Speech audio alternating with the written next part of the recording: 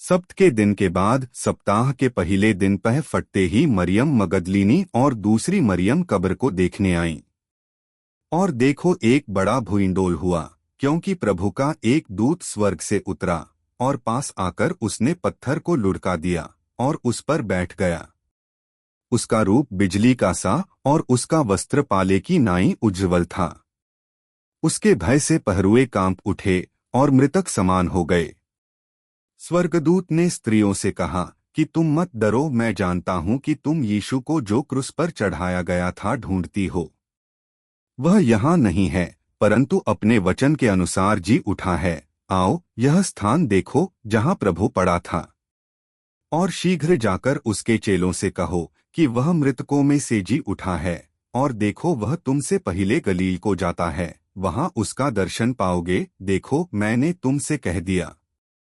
और वे भय और बड़े आनंद के साथ कब्र से शीघ्र लौटकर उसके चेलों को समाचार देने के लिए दौड़ गई। और देखो, यीशु उन्हें मिला और कहा, सलाम। और उन्होंने पास आकर और उसके पाँव पकड़कर उसको दंडवत किया। तब यीशु ने उनसे कहा, मत डरो, मेरे भाइयों से जाकर कहो कि गलील को चले जाएं, वहां मुझे देखेंगे।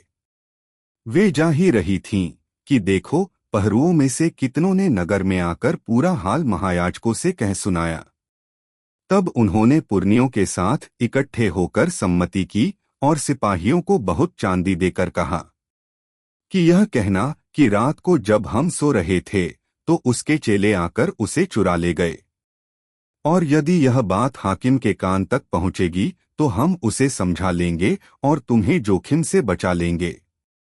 सो उन्होंने रुपए लेकर जैसा सिखाए गए थे वैसा ही किया, और यह बात आज तक यहूदियों में प्रचलित है। और 11 चेले गलील में उस पहाड़ पर गए जिसे यीशु ने उन्हें बताया था। और उन्होंने उसके दर्शन पाकर उसे प्रणाम किया, पर किसी किसी को संदेह हुआ। यीशु ने उनके पास आकर कहा कि स्वर्ग और पृथ्वी का सारा अधिकार मुझे दिया गया है। इसलिए तुम जाकर सब जातियों के लोगों को चेला बनाओ और उन्हें पिता और पुत्र और पवित्र आत्मा के नाम से बपतिस्मा दो।